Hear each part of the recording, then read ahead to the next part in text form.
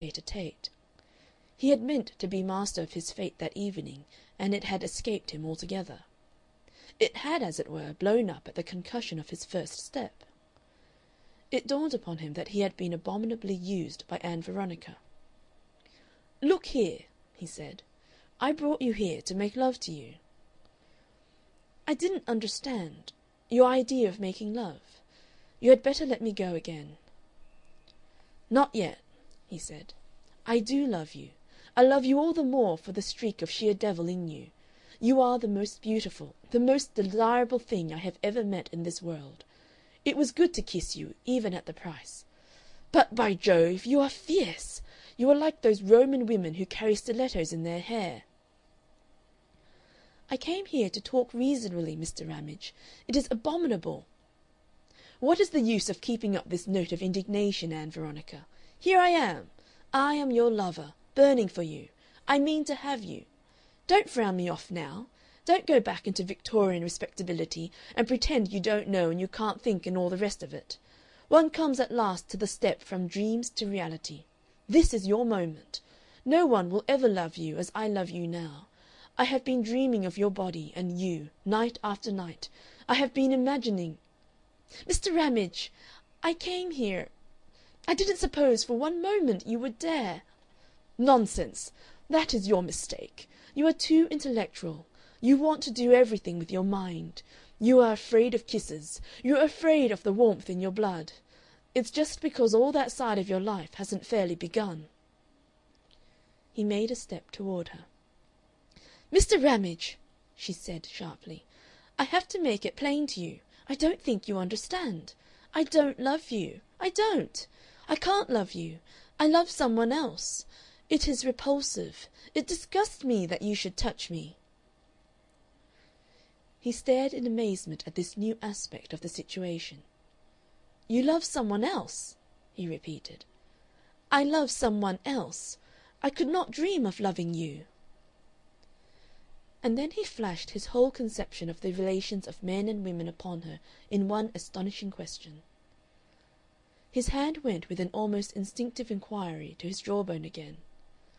"Then why the devil," he demanded, "do you let me stand you dinners and the opera? And why do you come to a cabinet particular with me?" He became radiant with anger. "You mean to tell me," he said, "that you have a lover, while I have been keeping you. Yes, keeping you." This view of life he hurled at her as if it were an offensive missile. It stunned her. She felt she must fly before it and could no longer do so.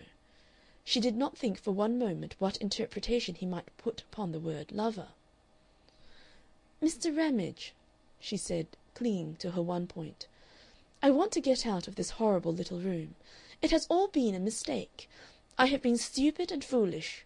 Will you unlock that door?" "Never!" he said. "Confound your lover! Look here, do you really think I am going to run you while he makes love to you? No fear! I never heard of anything so cool. If he wants you, let him get you.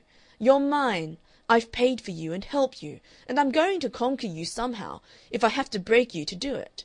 Hitherto you've seen only my easy, kindly side, but now, confound it! How can you prevent it? I will kiss you." "You won't!" said Ann Veronica, with the clearest note of determination. He seemed to be about to move toward her. She stepped back quickly, and her hand knocked a wineglass from the table to smash noisily on the floor. She caught at the idea. "If you come a step nearer to me," she said, "I will smash every glass on this table." "Then, by God," he said, "you'll be locked up." Ann Veronica was disconcerted for a moment. She had a vision of policemen, reproving magistrates, a crowded court, public disgrace. She saw her aunt in tears, her father white-faced and hard-hit. "Don't come nearer," she said. There was a discreet knocking at the door, and Ramage's face changed. "No," she said under her breath, "you can't face it."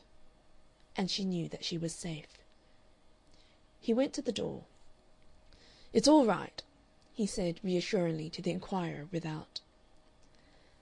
Ann Veronica glanced at the mirror to discover a flushed and dishevelled disorder.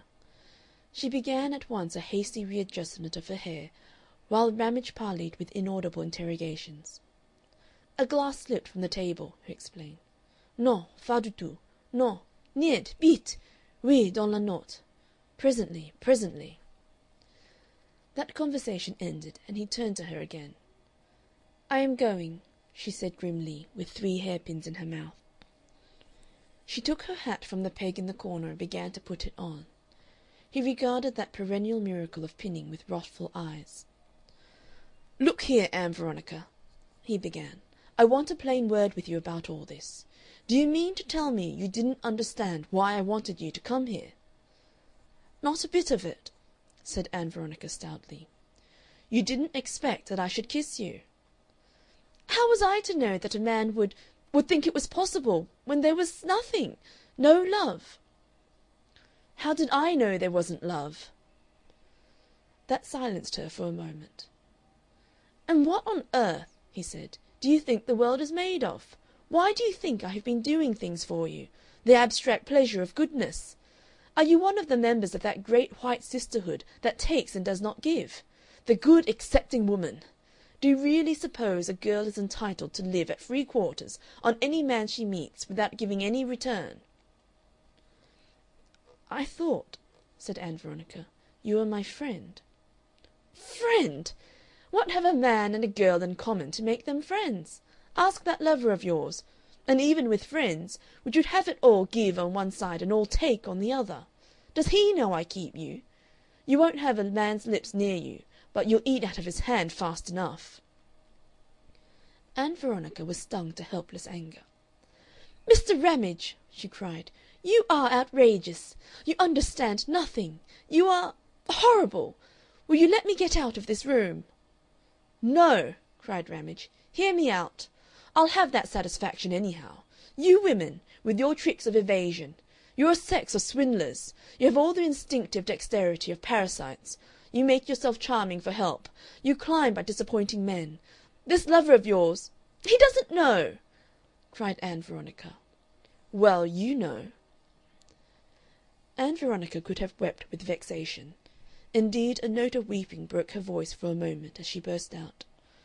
"You know as well as I do that money was a loan." "Loan?" "You yourself called it a loan." "Euphemism. We both understood that."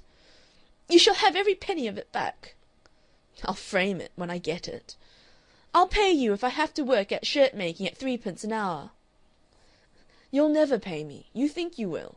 It's your way of glossing over the ethical position. It's the sort of way a woman always does gloss over her ethical positions.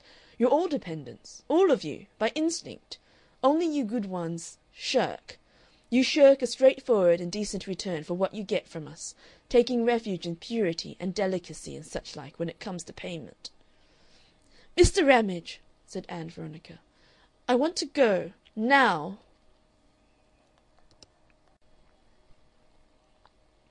Part 5. But she did not get away just then. Ramage's bitterness passed as abruptly as his aggression.